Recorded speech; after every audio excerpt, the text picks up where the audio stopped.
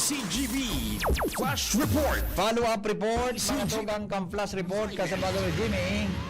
May kinaraman sa Binadil po dyan sa barangay CGB Mauraro, Ginubatan, tama ba? Garayo, Mauraro, Ginubatan, Albay. PCGB on assignment. Jim, kami Jim.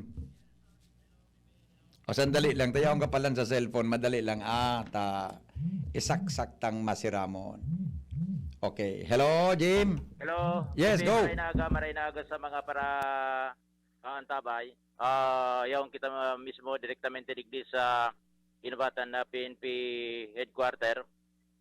Yaraon na digdi, nag-abot na sa mga nag-responde as nag-follow up duman sa pambabadil sa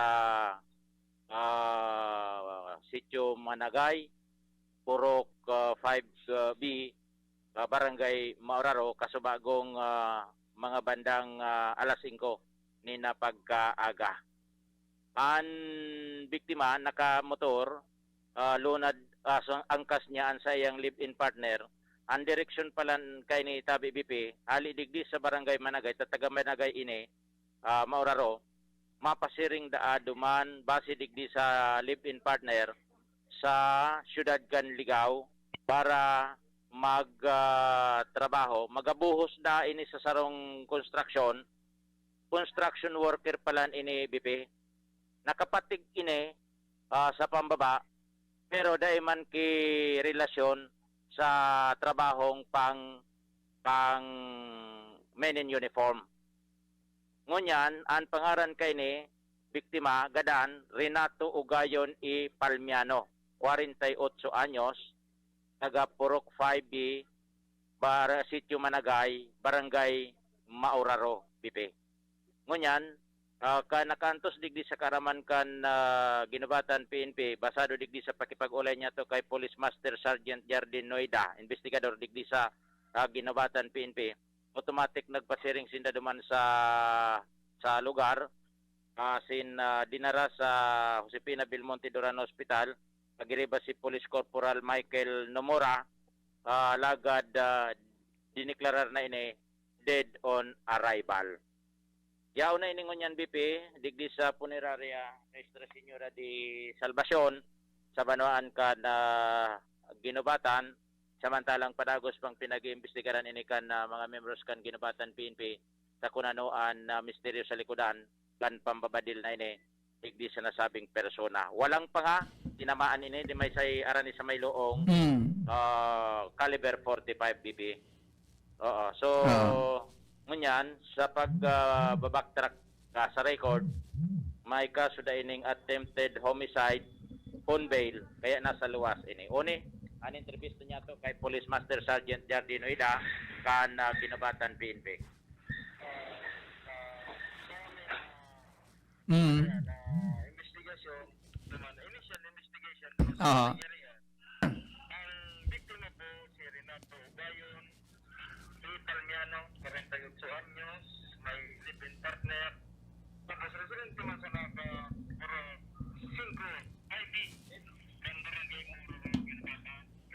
Ada motor sinda, baba sa sentro, allegedly, nabigan na gong, Kusta Jim, okay ang clear ta sa malinig sa ere? sinda, tumatrabaho ni. Malinaw BP, malinaw. Yeah.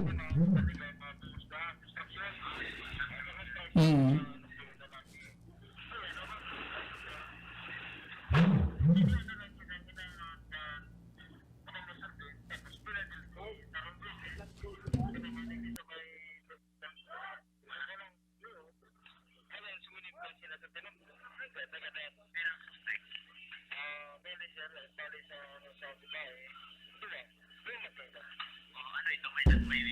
Mm.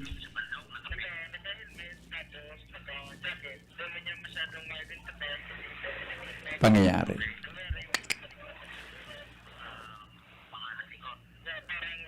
Mm.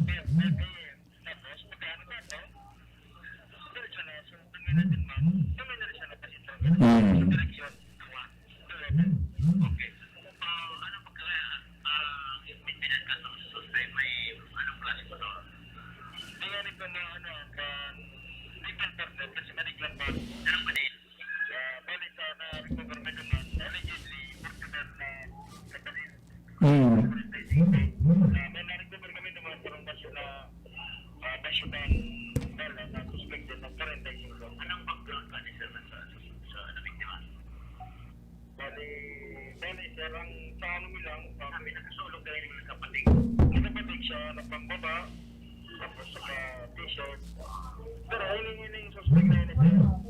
Ano po siya, ito siya may kaso, attempted homicide. Hindi siya ginabata. Embel siya. Nakabil siya. Hindi mo lang po sa kanya ng ano, kasi after investigation pa siya, ano po po kami yung mga ibang dito. Nag-investigate pa kami kung ano magiging resultant investigation. Hindi siya, ano na po, nasa funeral parlor na.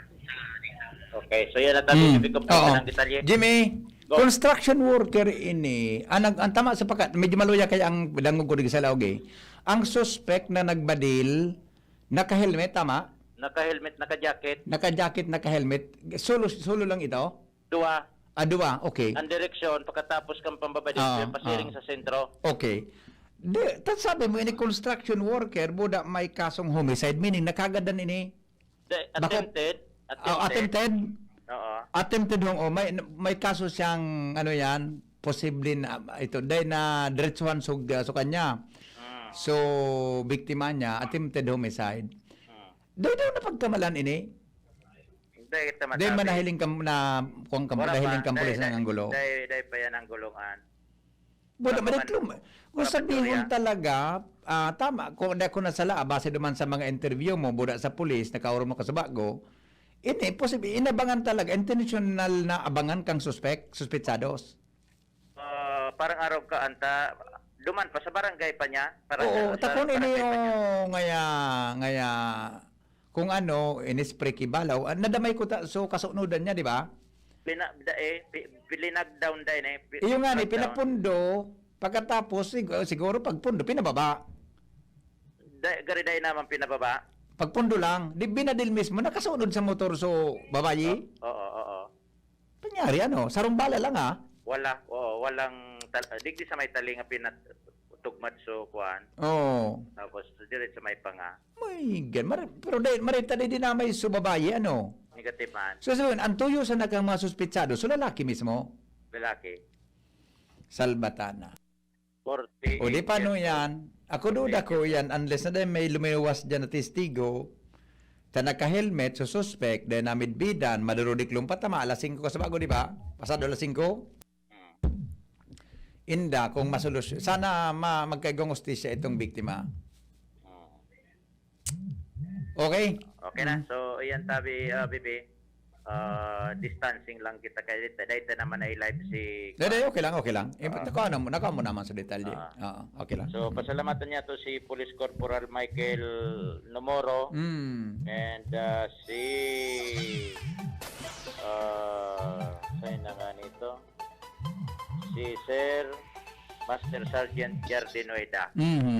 At marikas o pag-release nila na informasyon regarding dyan sa pambabadil gadaan sa Sitio Managay, Barangay Mauraro, digdi sa Ginobatan. Live-in partners lo ka Eriba ha? Okay, sige. Okay, so yan tabi Bibi. An exclusive report.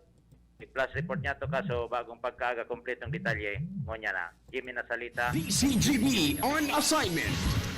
Alright, mga tugang, ang biktima po, ang pangaran Renato Ugayon Ipalmiano. So mga nagusura tabi dyan sa newsroom, nga iyan tabi ang pangaran, matatandaan na kasi bagong mga pasado alas 5 nin aga, habang nagbumotor ini na biktima, kasabay tabi ang sa iyang live-in partner, pasiring palanduman sa Ligaw para magtrabaho, halisin siya sa Managay. Yan tabi sa Mauraro, mga tugang kang inabangan ini ninduang persona na nakamotor man, naka-helmet, naka-jacket, pinundo sa motor. Kanagpundo sa motor, ni po sa biktima, binadil sa may parte kan talinga. 45 dang caliber ang ginamit, mga tugang hanggang sa Magadan, asin po sa ngunya, nagresponde manin makaskas ang mga miyembros kan PNP Kasabago.